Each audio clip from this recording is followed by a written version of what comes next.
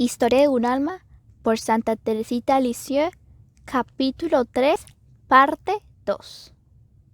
Extraña enfermedad.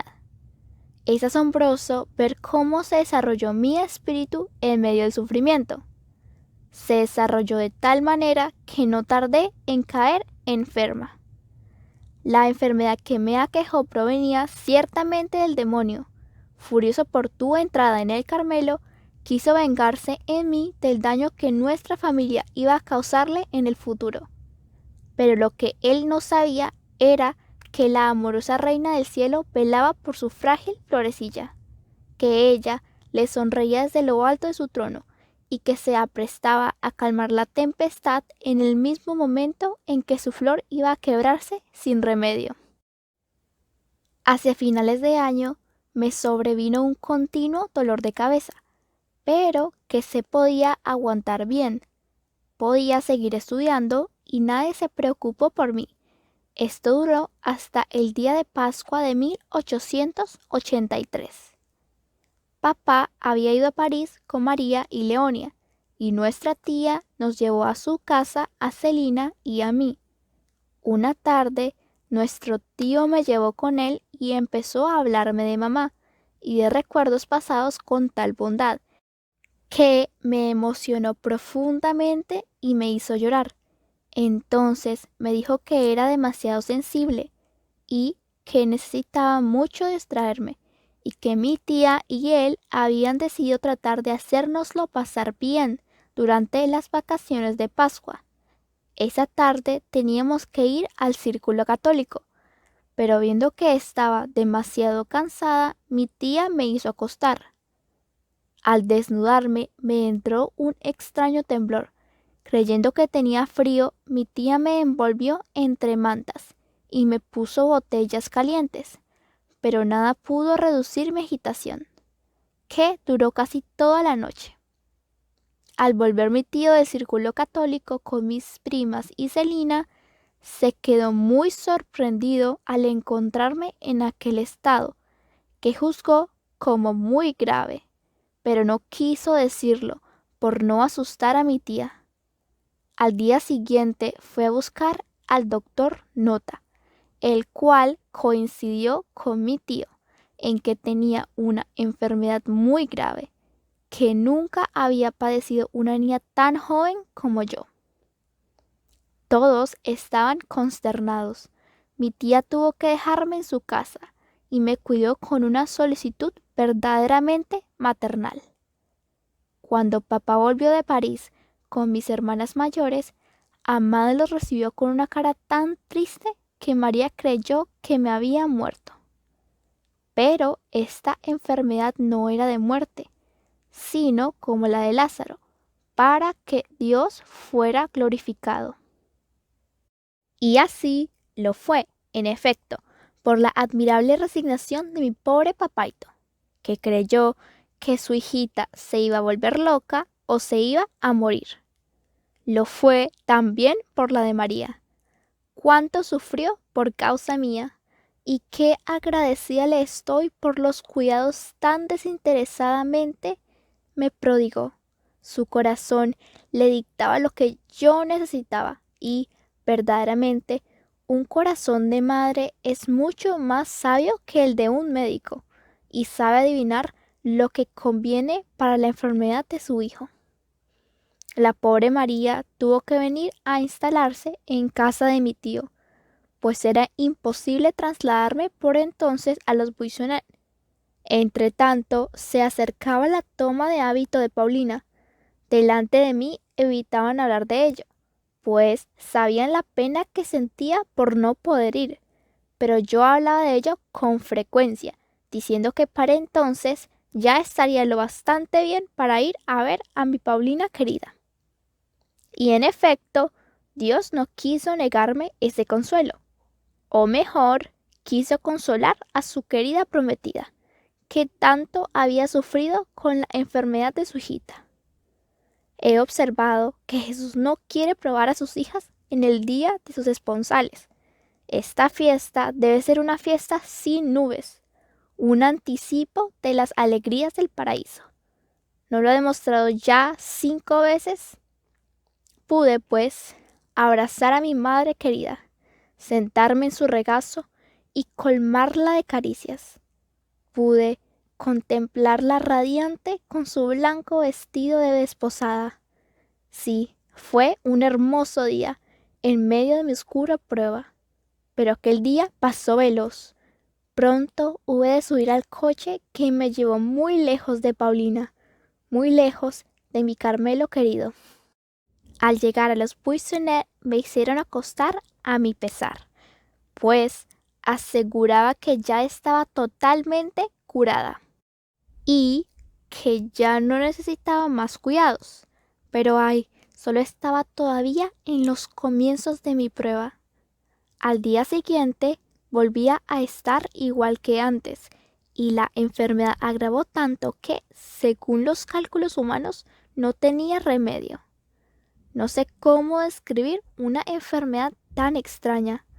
Hoy estoy convencida de que fue obra del demonio, pero durante mucho tiempo, después de mi curación, creí que había fingido estar enferma, y eso fue para mi alma un verdadero martirio. Se lo dije así a María, que me tranquilizó lo mejor que pudo con su bondad habitual. Lo dije en la confesión y también mi confesor intentó tranquilizarme, diciéndome que no era posible que hubiese simulado estar enferma hasta el punto que yo lo había estado. Dios, que sin duda quería purificarme y sobre todo humillarme, me dejó en este martirio íntimo hasta mi entrada en el Carmelo, donde el Padre de nuestras almas barrió como con la mano todas mis dudas, y desde entonces quedé totalmente tranquila. No es extraño que temiese haber fingido estar enferma sin estarlo de verdad, pues decía y hacía cosas que no pensaba. Parecía estar en un continuo delirio, diciendo palabras que no tenían sentido, y sin embargo estoy segura de que no perdí ni un solo instante el uso de la razón. Con frecuencia me quedaba como desmayada, sin hacer el menor movimiento. En esos momentos me habría dejado hacer todo lo que hubieran querido, incluso matarme. Sin embargo, oía todo lo que se decía a mi alrededor, y todavía me acuerdo de todo. En una ocasión me aconteció estar mucho tiempo sin poder abrir los ojos, y abrirlos un instante al encontrarme sola. Pienso que el demonio había recibido un poder exterior sobre mí, pero que no podía acercarse a mi alma ni a mi espíritu, a no ser para inspirarme grandísimos terrores a ciertas cosas. Por ejemplo, a las medicinas sencillísimas que intentaban en vano hacerme tomar. Pero si Dios permitía al demonio acercarse a mí, me enviaba también ángeles visibles. María no se separaba de mi cama, cuidándome y consolándome con la ternura de una madre. Nunca me mostró el más ligero enfado, y eso que yo le daba mucho trabajo, pues no soportaba que se alejase de mi lado. Sin embargo, tenía que necesariamente ir a comer con papá, pero yo no cesaba de llamarla durante todo el tiempo que no estaba. Victoria, que se quedaba a mi cuidado, a veces no tenía más remedio que ir a buscar a mi querida mamá, como yo la llamaba. Si María quería salir, tenía que ser para ir a misa o para ver a Paulina. Solo entonces yo no decía nada. Nuestros tíos eran también muy buenos conmigo. Mi querida tiita venía todos los días a verme y me traía 1000 golosinas. También fueron a visitarme otras personas amigas de la familia. Pero yo pedí a María que les dijese que no quería recibir visitas. No me gustaba ver a la gente sentada a mi alrededor, como ristras de cebollas, y mirándome como a un bicho raro. La única visita que me gustaba era la de nuestros tíos. Me sería imposible decir cuánto creció mi cariño hacia ellos a partir de esta enfermedad. Comprendí como nunca que ellos no eran para nosotros unos parientes cualquiera. ¿Qué razón tenía nuestro papaito cuando nos repetía tantas veces estas palabras que acabo de escribir? Más tarde, él mismo supo por experiencia que no se había equivocado y seguro que ahora protege y bendice a quienes le prodigaron tan generosos cuidados. Yo todavía estoy en el desierto y no sabiendo cómo demostrarles mi gratitud, solo tengo una manera de aligerar mi corazón: rezar por esos familiares tan queridos que fueron y que siguen siendo tan buenos conmigo. También Leonia era muy buena conmigo y hacía todo lo posible por distraerme. Yo a veces la hacía sufrir, pues se daba perfectamente cuenta de que María era insustituible a mi lado. Y mi querida Celina, ¿qué no hizo por su Teresa? Los domingos, en vez de salir de paseo, venía a encerrarse horas enteras con una pobre niña que parecía idiota. Verdaderamente se necesitaba mucho amor para no huir de mí. Hermanitas queridas, ¿cuánto os hice sufrir? Nadie os hizo sufrir tanto como yo, y nadie recibió nunca tanto amor como el que vosotras me prodigasteis. Gracias a Dios tendré el cielo para resarcirme. Mi esposo es enormemente rico, y yo meteré la mano en sus tesoros de amor, para poder devolveros centuplicado todo lo que sufristeis por mi causa. Mi mayor consuelo mientras estuve enferma era recibir carta de Paulina. La leía y la releía hasta sabérmela de memoria. Un día, madre querida, me mandaste un reloj de arena y una de mis muñecas vestida de Carmelita. Es imposible decir la alegría que sentí. A mi tío no le gustó. Decía que, en vez de hacerme pensar en el Carmelo, habría que alejarlo de mi mente. Yo, por el contrario, pensaba que la esperanza de ser un día Carmelita era lo único que me hacía vivir. Me encantaba trabajar para Paulina. Le hacía pequeños trabajos en cartulina y mi ocupación preferida era hacer coronas de margaritas y de miosotis para la Santísima Virgen. Estábamos en el mes de mayo. Toda la naturaleza se vestía de flores y respiraba alegría. Solo la florecita languidecía y parecía marchita para siempre. La sonrisa de la Virgen. Sin embargo, tenía un sol cerca de ella. Ese sol era la estatua milagrosa de la Santísima Virgen, que le había hablado por 2 veces a mamá, y la florecita volvía muchas veces su corola hacia aquel astro bendito. Un día vi que papá entraba en la habitación de María, donde yo estaba acostada, y dándole varias monedas de oro con expresión muy triste, le dijo que escribiera a París y encargase unas misas a Nuestra Señora de las Victorias para que le curase a su pobre hijita. Cómo me emocionó ver la fe y el amor de mi querido rey.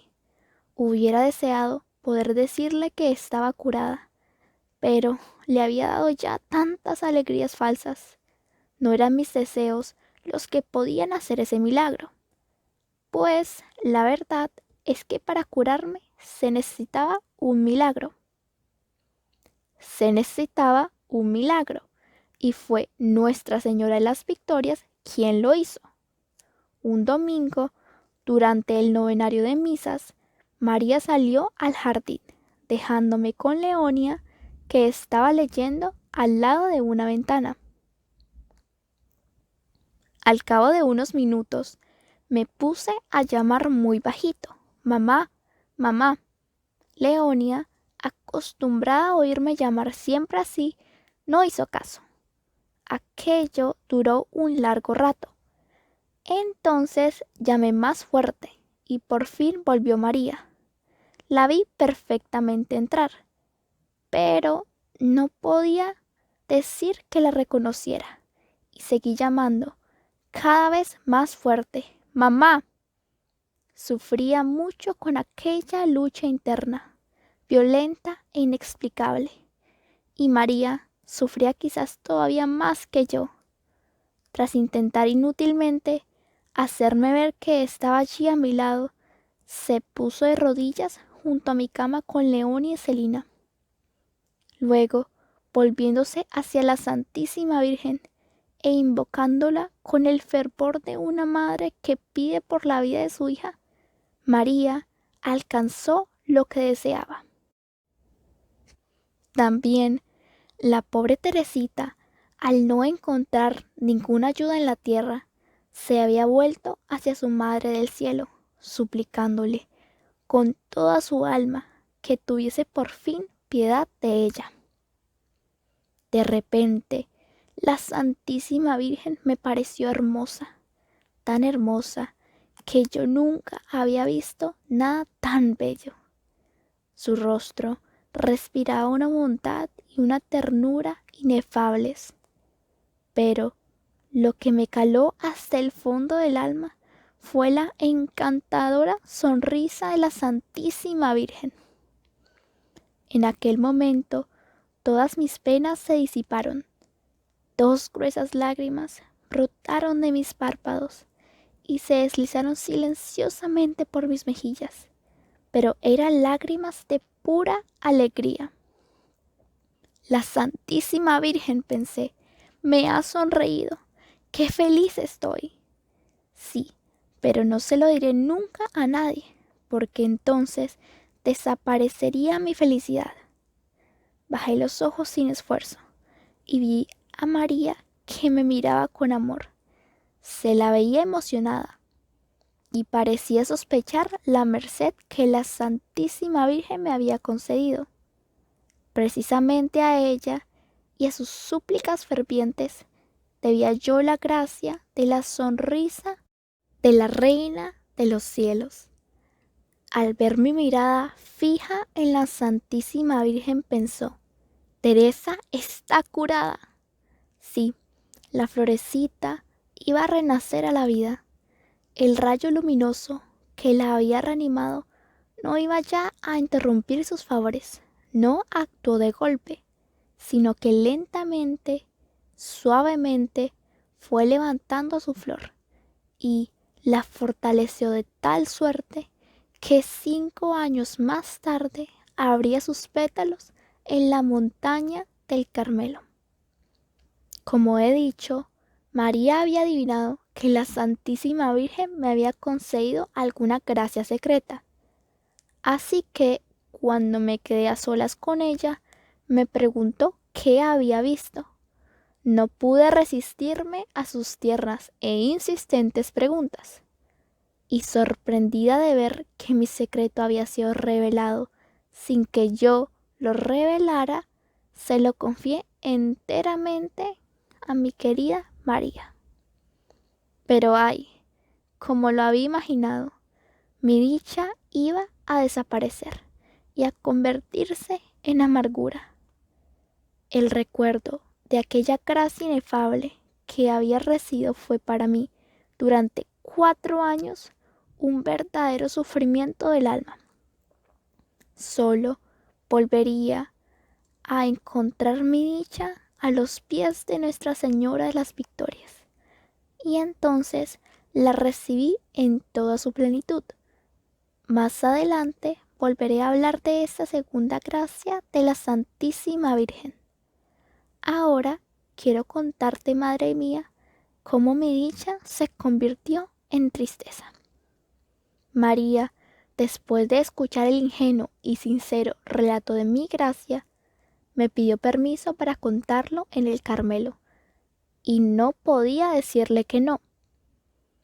En mi primera visita a ese Carmelo querido, me sentí inundada de gozo al ver a mi Paulina vestida con el hábito de la Virgen. Fue un momento muy dulce para las dos. Teníamos tantas cosas que decirnos que a mí no me salía nada, me ahogaba de emoción. La madre María de Gonzaga también estaba allí y me daba mil muestras de cariño. Vi también a otras hermanas y delante de ellas me preguntaron por la gracia que había recibido y María me preguntó si la Santísima Virgen llevaba al niño en los brazos, si había mucha luz, etcétera. Todas estas preguntas me turbaron y me hicieron sufrir. Yo no podía decir más que una cosa. La Santísima Virgen me ha parecido muy hermosa y la había visto sonreírme. Lo único que me había impresionado era su rostro. Por eso, al ver que las carmelitas se imaginaban otra cosa muy distinta, me imaginé que había mentido. Mis sufrimientos del alma respecto a mi enfermedad ya había comenzado. Seguramente, si hubiera guardado mi secreto, habría conservado también mi felicidad. Pero la Santísima Virgen permitió este tormento para el bien de mi alma. Sin él, tal vez hubiera tenido algún pensamiento de vanidad, mientras que, tocándome en suerte la humillación, no podía mirarme a mí misma sin un sentimiento de profundo horror. Solo en el cielo podré decir cuánto sufrí.